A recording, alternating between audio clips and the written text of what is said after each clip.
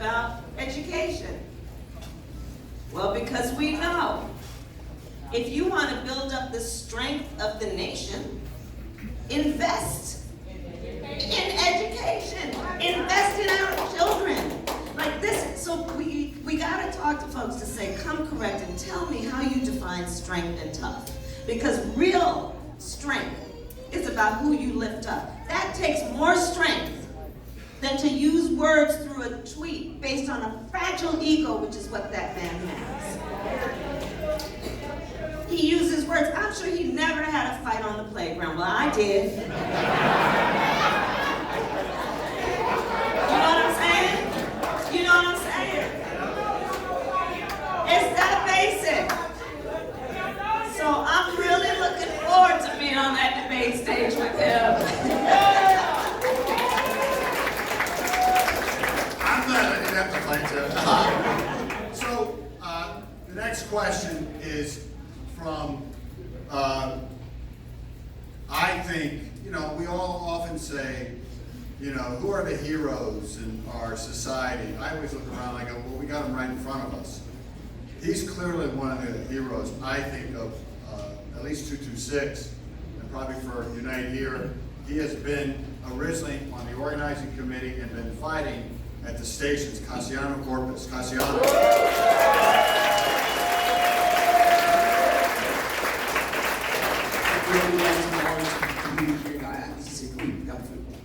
And anyways, I worked at station casinos at the power station for 28 years, but I still have been allowed to show. I've been in organizing power station for 10 years. And so is my station casino workers. The reason why I'm doing this is because I'm trying to provide a better health, a better food, roofs over our heads and food on the table, she said. That's exactly what I'm fighting for. Is my family. I got 2 little boys, my wife at home. And I'm fighting for my family as well. How old are your children? They're 11 and 12 now, ma'am. Yeah. We voted 7 times and we beat them. But still, station casinos are disrespecting all of us. They don't want to give us an union contract. Because in a union contract, we get better health benefits, and fair wages and everything. I'm jealous to all these union members, and I thank all of you guys that you guys are supporting station casinos.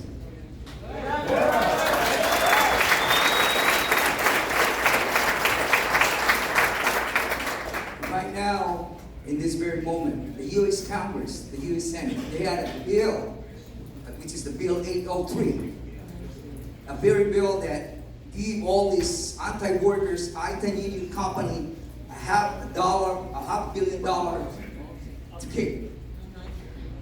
Do you think, my question to you, ma'am, is, do you think that station casinos, they deserve this tax break?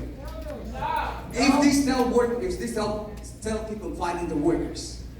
Yeah, no, and actually, but first of all, talk to me a little bit about what your day is like every day. Every day I'm going to work at station casinos. I'm worried about my job. We still know what's the next. Because these companies are very anti-union company. Yeah. But I just do my work because I always, my priorities are families. My family and the family of my co-workers, station casino workers, the people that can't fight. I will be there for them. I will represent all of them, and I will finish this fight. And maybe the next time you come back at Vegas, all these station casinos will be 226. Well, But you're gonna have that contract, and I'm not gonna stop fighting until we finish. And I'll vote for you. I think you got that personality that can beat Donald Trump. Thank you very much.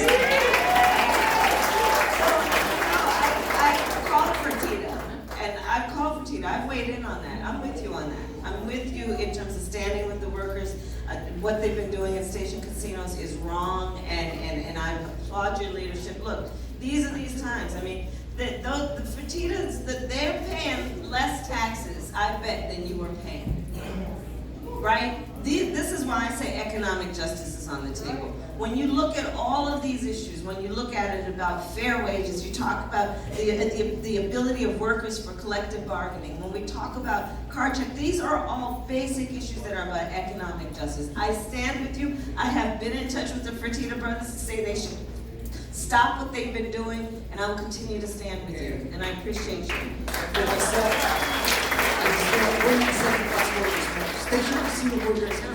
us works. Thank you very much. Yes, thank you. Okay, now, I have another question from somebody who I knew quite for a long time. He was a striker at the Horseshoe for 9.5 months. He is a rock solid guy. Mario. First of all, welcome to our Culinary Workers Union Hall. Thank you, it's good to be back. Thank you. Again, my name is Mario Sandoval. I've been working at Vineyards Horseshoe for 35 years. In 1990, when I was 25, we went on strike for 9 months, like he said. At that time, I had 2 small children. And with our wonderful union coverage, full coverage, 100%, I had a choice, stay and work, and without union health insurance, I chose to walk the picket line for 9 months for my kids. So I picketed for the 9 months, but towards the end of the 9 months, I was getting sick. I didn't know why, but I continued the picket line. I went back to work. I was at work 1 month, and I got struck down with a little brain tumor, which turned out to be brain cancer.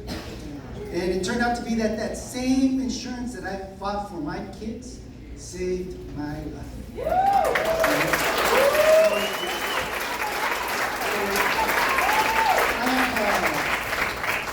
I have two questions. And it's concerning the, when will Congress repeal the 40% tax on our union nonprofit culinary insurance or union insurance, Yeah. you know? And, that's one question. I have two. Yeah. That's the first one. Listen, the White House is on the table. We got to take back the White House, which I fully intend to do. We got to take back the Senate. Right. Because Mario, as you were rightly asking, when is that bill going to go to a vote? And I've been in the Senate 2 years and 2.5 years, and they're holding up everything that's been about workers' rights, that's been about civil rights, that's been about justice.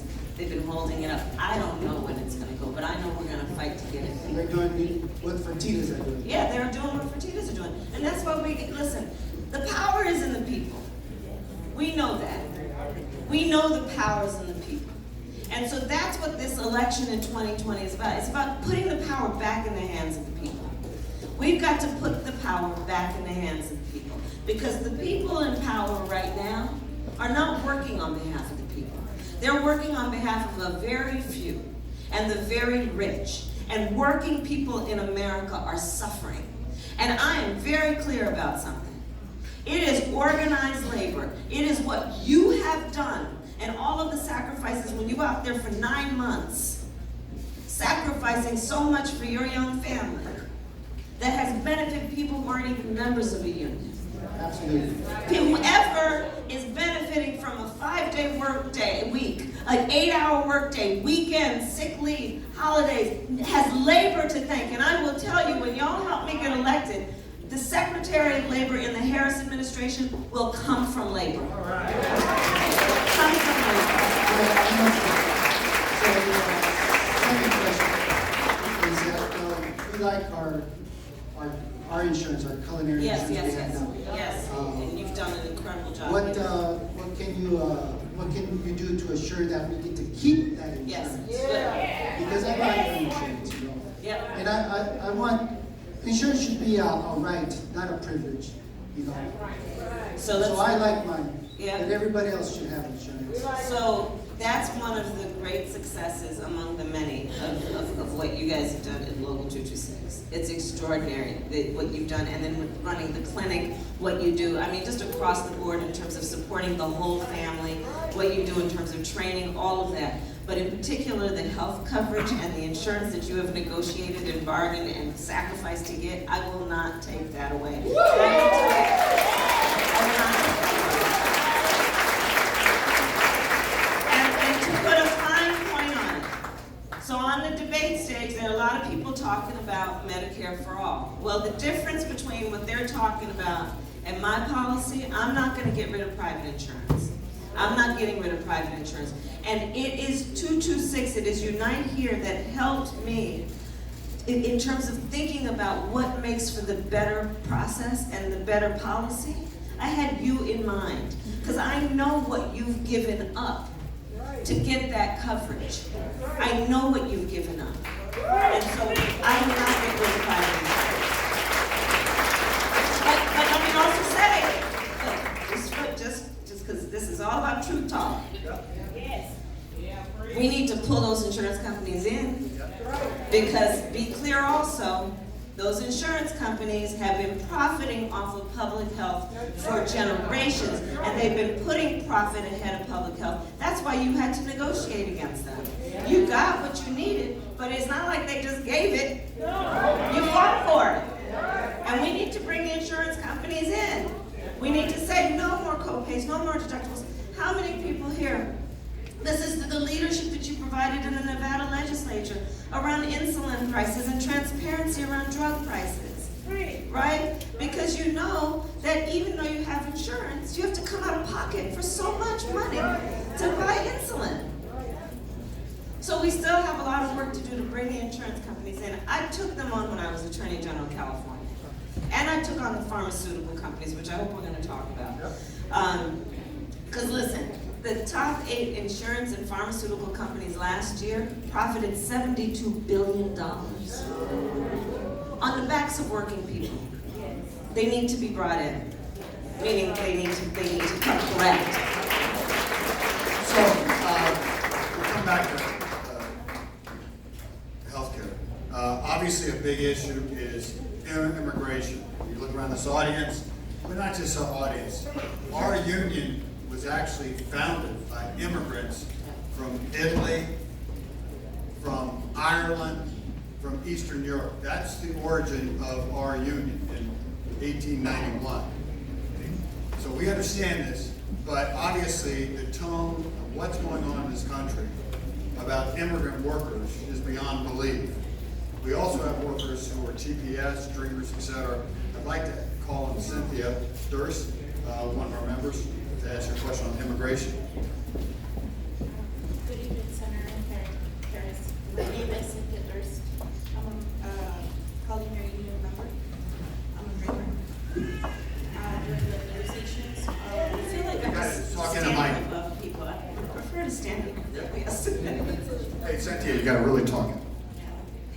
during the negotiation last year, I fought for the strong immigration language for workers who have temporary protected status with TPS or who are dreamers, and we want those protections in our contract. This is my first union job, and I can see that my union cares about me, and every time I go to work, I feel protected by my union. This president is leading to a terrible attack to immigration. My question to you will be, what will you do to restore our country's values from immigrants like me and to reverse the damage done by this president? Cynthia, thank you. So, I told you my background. This is an issue that is very close to my heart and personal for me. You should know that on the debate stage, I'm the only member of the United States Senate who voted no when the president's budget came and it was $25 billion for the wall. Because they were trying to trade and play off dreamers for the wall. And I wasn't gonna get played. And I took a lot of political heat from Democrats. There were only 3 of us that voted against it. 2 of the senators from New Mexico and me. One of the first acts that I will take when elected president is to immediately reinstate DACA by executive action. But not only reinstate DACA for our dreamers. Here's the thing that I want to be really clear about.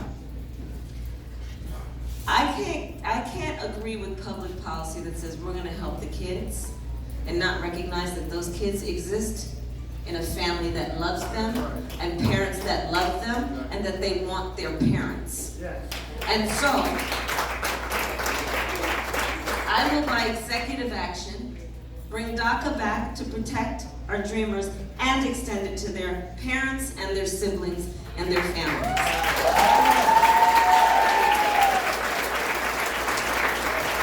Because I know that there are children who go to school every day who are afraid when they come home, their parents won't be there. I know when you go to work every day, you're concerned that when you come home, a family member may not be there. I know that we are concerned that children will end up essentially being orphans because of this inhumane policy that has been about putting down and vilifying immigrants. And let's be clear, he's targeting black and brown immigrants. Let's be clear about that. That's why I say, I'm really clear about this. Look, he's got family members who are immigrants. But you don't hear him talking about European immigrants the way he talks about immigrants from Mexico and Central America and African countries in a way that I will not speak here. I'm very clear about what the policies of Donald Trump are on the issue of immigration, and it's inhumane. But here's what I want to also say to the brothers and sisters here. So as you can imagine, I'm also spending a lot of time in states like Iowa, which have immigrant backgrounds, but mostly from European nations. But I want you to know something. Even though the audience doesn't always look like this there is solidarity around the fact that these policies are wrong. And that's one of the things that we need to know. We are not in this fight alone. It is really important to know that. Because again, back to the point about who's strong and who's not, it is not a sign of strength to make people feel small and helpless. Right. That's not a sign of strength. The strength is to make people feel big and powerful. That's right. Right? So, but remember that. That's what he's trying to do. He's trying to make people afraid. He's trying to make people fearful. He's trying to make people, don't forget we have the 2020 census coming up. And we know on the issue of immigration, we have so many blended families. We're in the household. Some are documented, some are not documented. Some maybe have visas that have expired. And so are we going to want to answer the door when someone knocks on the door to count? We may not want to because we may not trust who that is. We need to get counted. But this is part of what's going on. Because if we're not counted, then when they start drawing the lines for voting, we'll be invisible. Let's not let them make us feel small. Do not let them make us feel invisible. Do not let them make us fear. Let us remember we are not in this fight alone. We have power. Justice is on the ballot. All of this is on the ballot in 2020. And I know we can win because we know how to fight. We know how to fight. So,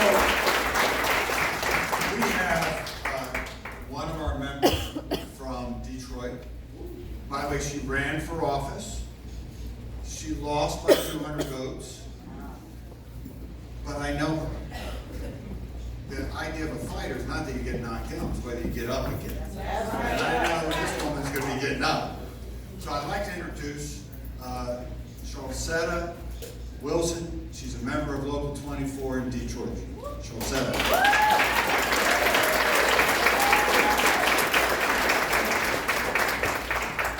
So Donald Trump won over some Michigan voters in part for the promise of bringing back manufacturing jobs.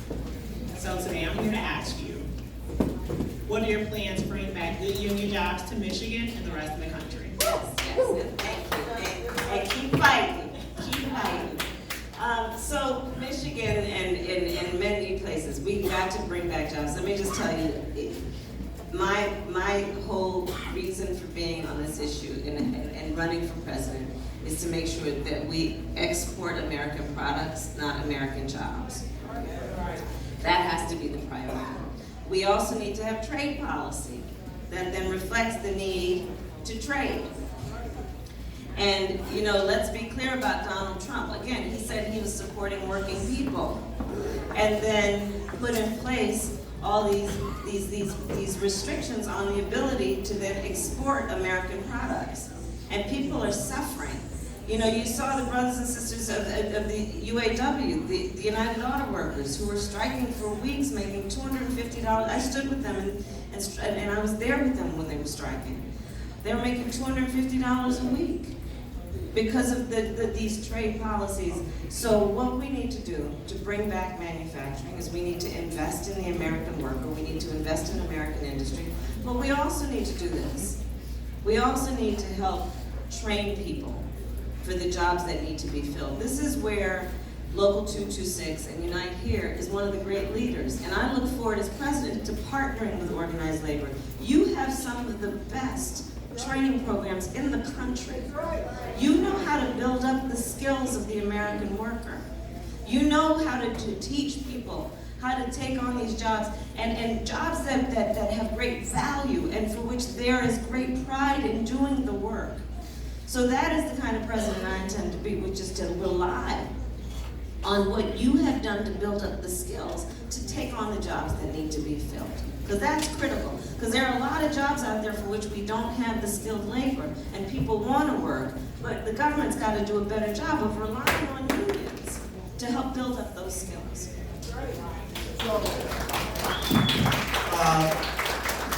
We have an extraordinary young woman. She works up in some of the tribal casinos in Northern California. She spoke at our convention, and candidly, I look to my wife and I go, I wish I was that poised up there at that age, or even today. Joelle Lincoln from Northern California. Joelle. How you doing? Like you just mentioned, I work at one of the tribal casinos in Northern California. With the union, we want better wages, healthcare, workloads, and a voice at the job. Our union has worked hard to help these casinos succeed. But the billion-dollar corporations running these casinos have fought to take away worker rights and federal protections at tribal casinos.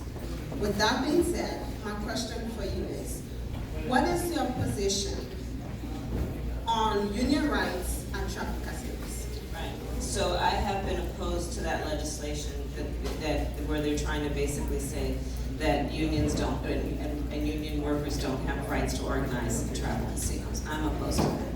I do respect tribal sovereignty. I respect all that is behind that in terms of the fact that the Native American people have been robbed of their land. They have been ignored and overlooked for centuries as the native and the original people. And so I will always support sovereignty and tribal nations, but I also support workers and their right to organize, and I don't see that these things need to be in conflict, and I'm certainly not conflicted around my priorities. I respect sovereignty, and workers need to be able to organize. All right.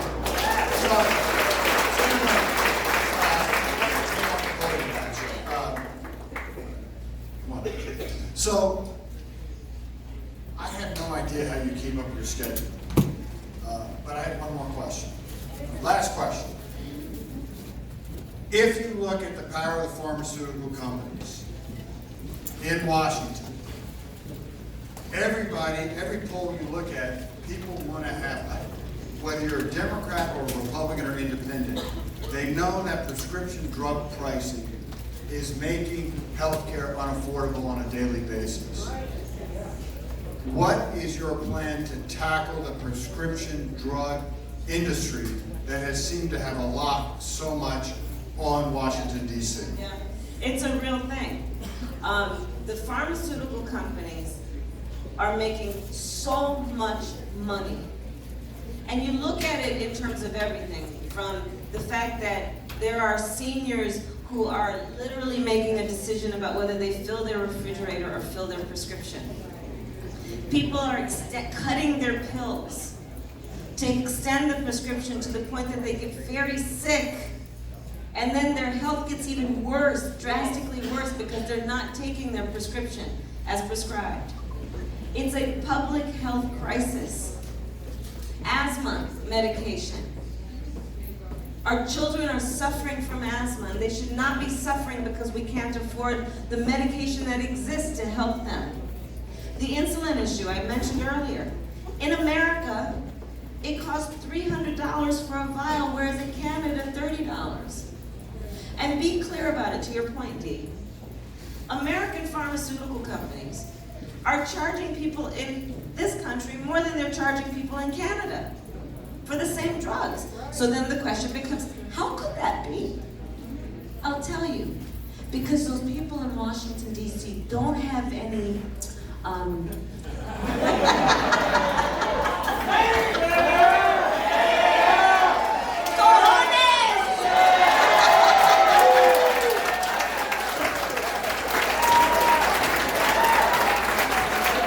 If you need translation for that, ask somebody.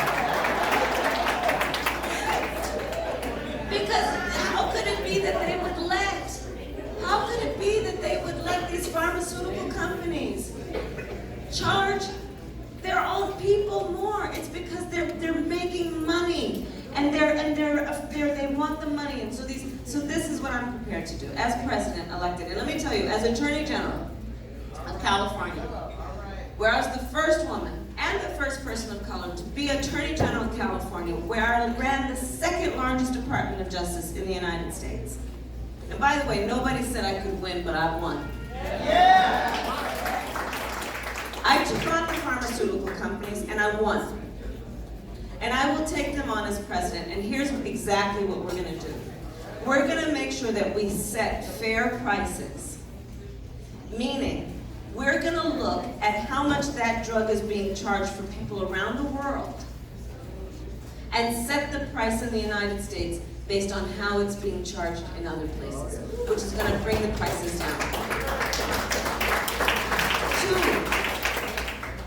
so you know, through the United States government, we fund a lot of research and development of these drugs, right? There's a place called the National Institutes of Health and through the federal government, federal taxpayer dollars go into funding research to create drugs that can save lives.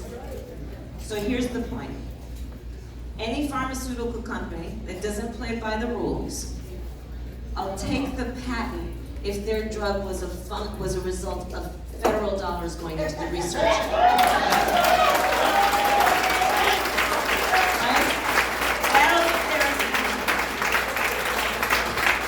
There are ways to do this.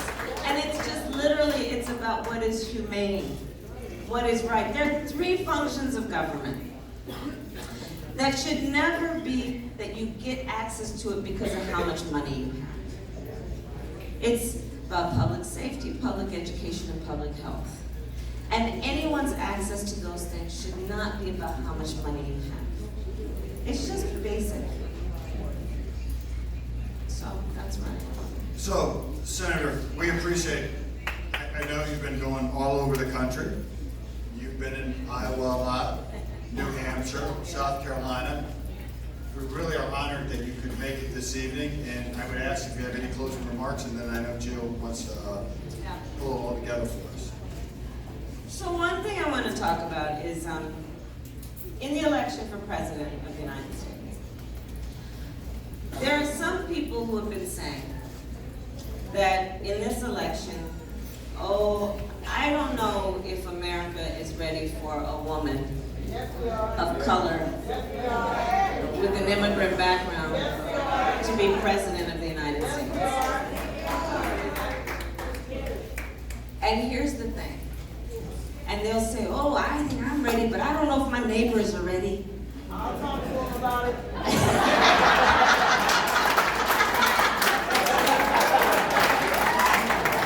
Right. That's how we do what we do. And that's exactly the point. Because you know what? I have never listened to that. And it is a conversation I have heard in every campaign I have, and now here's the word, won. Every time. But it's because of you. It's because of working people. It's because of people who understand that when we fight for what we believe is possible, even when we've never seen it before, we can make it happen. It's when we have faith, when we believe, and when we know that it's not our nature to ask someone to give us permission to believe what is possible. We make it possible. And I am so thankful to you. I am so thankful to you, brothers and sisters, for your work, for your fight. I hope to earn your support. And I thank you for your time. I thank you.